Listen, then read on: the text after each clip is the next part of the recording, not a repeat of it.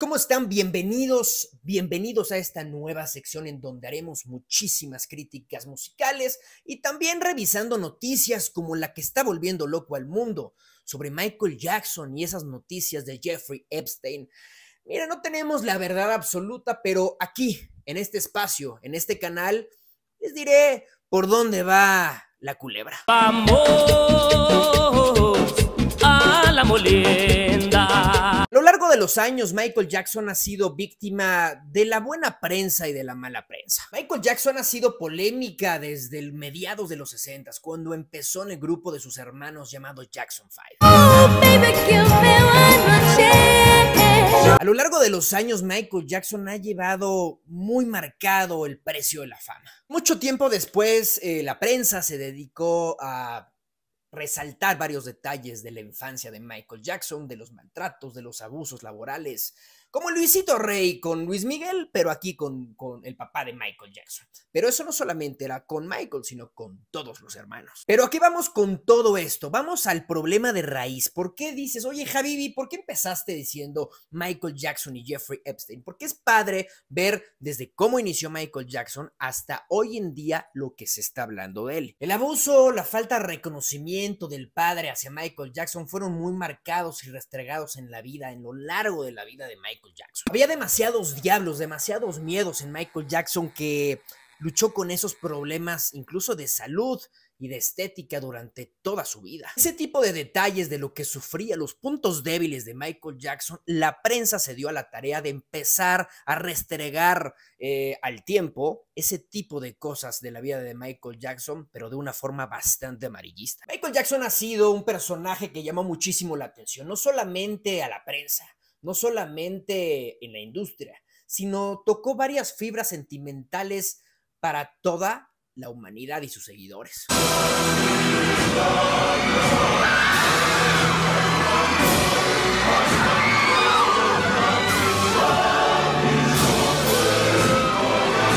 Hay algo muy curioso en la vida de Michael Jackson. Cuando él está en Jackson 5 en mediados del 60, en el 65, 67, agarra una tremenda popularidad junto con sus hermanos y es el que más resalta.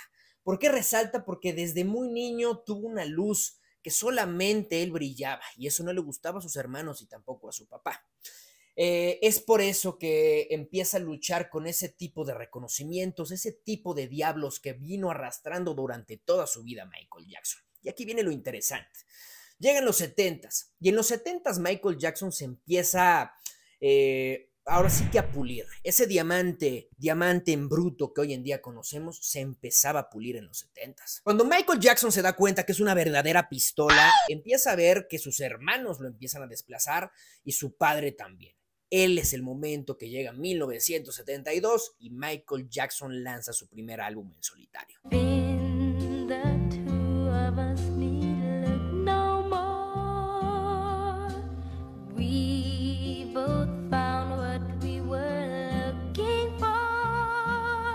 Ya en 1972 era una estrella bastante bien consolidada, pero era una estrella infantil. Por eso les digo que en los 70s Michael Jackson se empieza a pulir. Y hay algo que también hay que nombrar. Michael Jackson desde muy niño, nunca sus padres le dieron esa seguridad, ni tampoco sus hermanos físicamente hablando. De hecho, hay una entrevista en donde Michael Jackson sale diciendo que su papá le decía nariz grande, se burlaba de él y demás. Y ese tipo de traumas llevaron a Michael Jackson obviamente a hacerse miles de cirugías. Ya llegando a finales de los 70, estaba un Michael Jackson un poquito más confiado en él mismo, en donde él iba a entrar directamente a la industria como nadie. Y así fue cuando en su inicio comenzó a conocer a Quincy Jones. Quincy Jones para mí y para la industria, no para muchos porque muchos no lo conocen tanto y ya hablaré de él, es uno de los mejores compositores, productores, arreglistas que ha parido el planeta en estos últimos, por lo menos 100 años. Y Quincy Jones vio el gran talento que tenía Michael Jackson y dijo, este cabrón me lo voy a traer para acá y lo voy a guiar. De hecho Diana Ross fue la madrina, por si no lo sabían, de Michael Jackson. Y empezó a adoptar el típico sonido que hacía, que ya se los mostraré aquí en el video, Diana Ross, lo optó Michael Jackson después. ¿Qué pasa cuando lo agarra Quincy Jones? Todo. todo pasa porque llega 1982 y Michael Jackson lanza el álbum hoy en día más vendido de la historia, que es Thriller.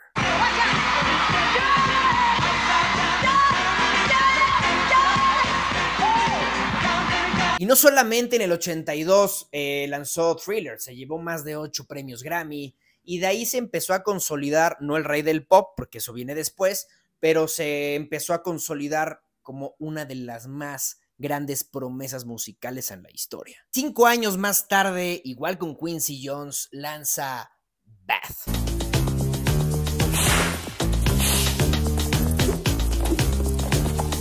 De hecho, este disco fue el puente para la transición de Michael Jackson. Y no estoy hablando solamente musical, porque eso lo traspasó con el álbum de Thriller, sino físicamente hablando. Porque en ese mismo álbum Michael Jackson ya no era negro, era blanco. Y con una nariz bastante diferente. Pero no, Michael Jackson no odiaba ser negro. De hecho, empezó a hacerse esa transformación de piel porque él tenía una enfermedad llamada vitiligo. Michael Jackson ya a finales de los 80 ya era una persona tremendamente famosa. Ya era un ícono mundial. Ya era considerado después del 88 el rey máximo del pop.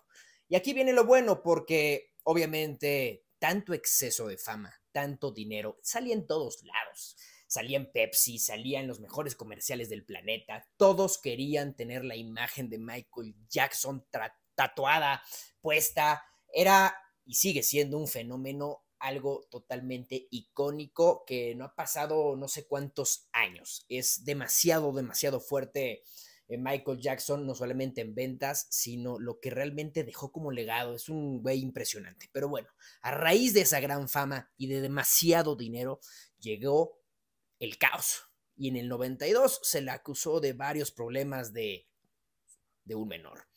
Y de un menor llamado Jordan, por cierto. Entonces, ahí vienen los escándalos, ahí vienen las demandas, y Michael Jackson se tenía que cubrir muy bien. Era uno de los más ricos del planeta en la industria musical. Era 1992 y Michael Jackson ya estaba en la estratosfera, no solamente económicamente hablando, sino de fama mundial. Tenía los mejores shows del planeta, estaba abarrotado todos sus conciertos. Era impresionante el nivel de dinero y de fama que tenía Michael Jackson. Yo creo que insuperable hoy en día para cualquier artista. Yo creo que Madonna puede ser una de las que se le iguale en ese legado de fama, de riquezas.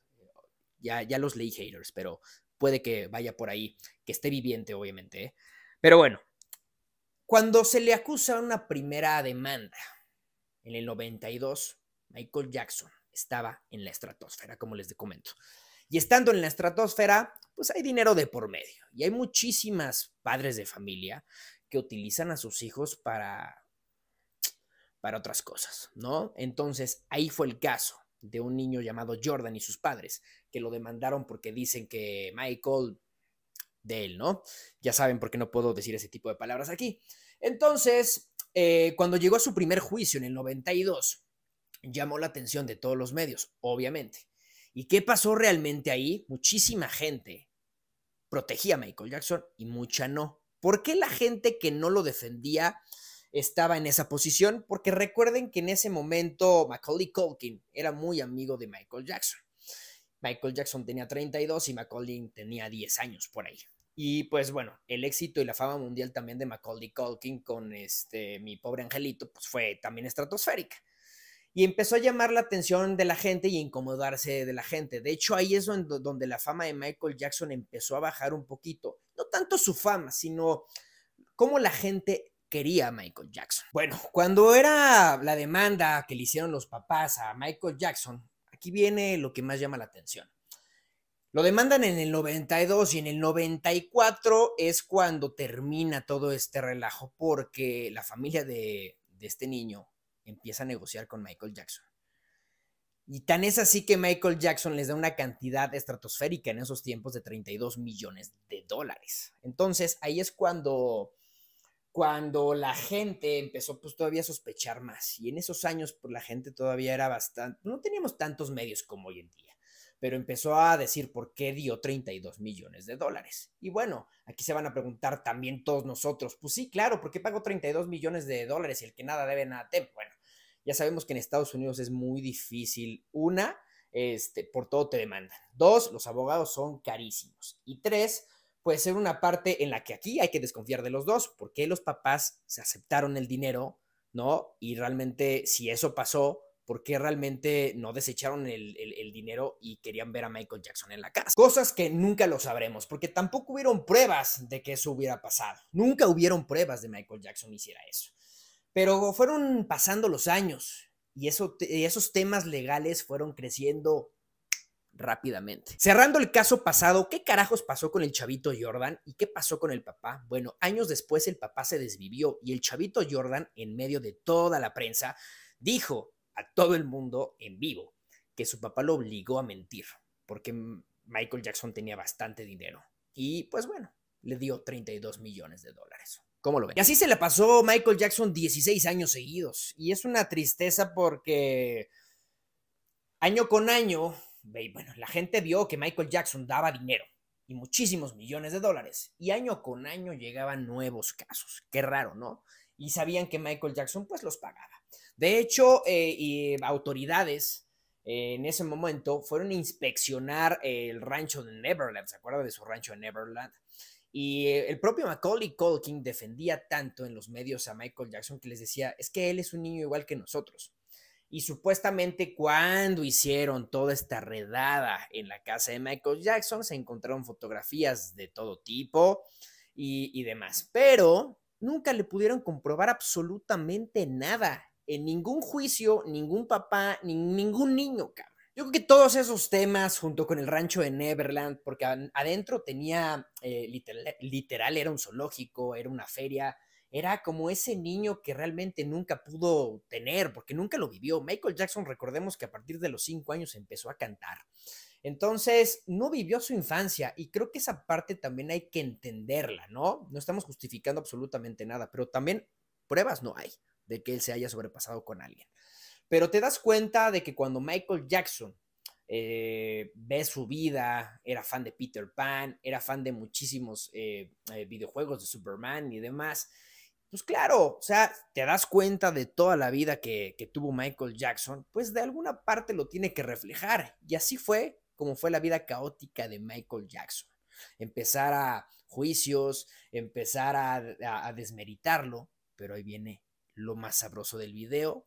Quédense. La relación entre Michael Jackson y los derechos de las canciones de los Beatles y Elvis Presley es una historia bastante interesante en el mundo de la música. En 1985, Michael Jackson adquirió ATV Music Publishing, chequen esto, que incluía el catálogo de cerca de 4,000 canciones, entre ellas muchas de los Beatles. Y esta compra fue bastante notable porque su costo fue culturalmente histórico por el tema de las canciones. Y Michael Jackson mantuvo la propiedad de las canciones hasta 1995. Porque en el 95 la compañía de Michael Jackson se fusionó con Sony. ¿Qué pasó? Que ese acuerdo aumentó muchísimo más el valor de las canciones, obviamente de la adquisición, y Michael Jackson tenía el control absoluto de ello. Pero hay algo que a la industria no le gustaba. En ese tiempo Michael Jackson ya dominaba la industria y dominaba los derechos de los Beatles. Y también estuvo un par de años con un noviazgo con la hija de Elvis Presley. Imagínense eso. A las disqueras no les gustaba eso. Dominaba lo que más vendía en el planeta, los Beatles. Y después como solista, Elvis Presley. Cuando empezó a tener un dominio en esa fusión, ahora sí que histórica, entre Michael Jackson y Sony, y él tenía el control, más aparte todavía el valor incrementó en su costo impresionante, pues eso empezó a llamar la atención de esos grandes buitres y hacerle una campaña de mala fama a Michael Jackson. Curiosamente, conforme fue pasando el tiempo, en los 2000 fue vendiendo acciones a Sony. Muy curiosamente, conforme iban creciendo los casos, iban creciendo la venta de las acciones de Michael Jackson hacia Sony.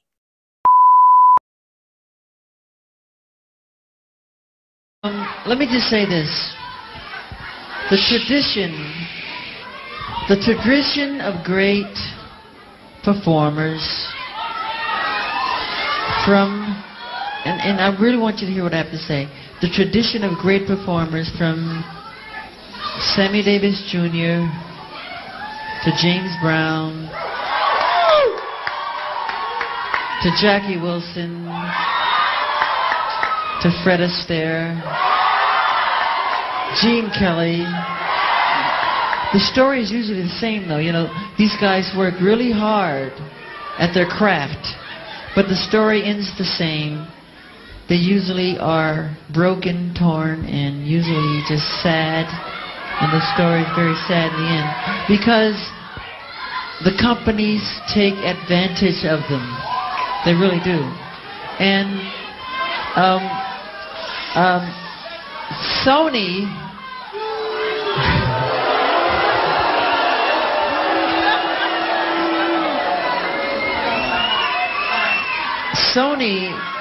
being being the artist that I am at Sony, I've generated several $1 billion for Sony, several billion, and they really thought that my mind is always on music and dancing, and it usually is, but they never thought that this performer, myself, would outthink them. Yeah. Esas grandes disqueras aprovechan el punto más débil de cada uno. ¿Y qué pasó con Michael Jackson? ¿Cuál era el punto más débil? Los niños, obviamente. El niño interior de Michael Jackson. El niño interior que siempre quiso tener. El niño que nunca pudo sacar. Ese era Michael Jackson. No tuvimos ni una sola prueba. Ahorita en los últimos documentos de Jeffrey Epstein, supuestamente estaba Michael Jackson en la lista, pero nunca fue a la isla, nunca. No hay comprobación de que Michael Jackson se haya pasado de lanza con ningún chavito. Eso es lo que pasa hoy en día con todos los medios, con las personas malinformadas, con todo lo que conlleva la historia de Michael Jackson. Entonces, no caigamos en provocaciones, no caigamos en fake news. Sí sabemos que la vida de Michael Jackson fue complicada, sí sabíamos la relación a lo mejor que tenía con los niños, pero nunca supimos si fue realidad. Entonces, como dicen por ahí, primero pregunta y después juzga. Lo demás es historia.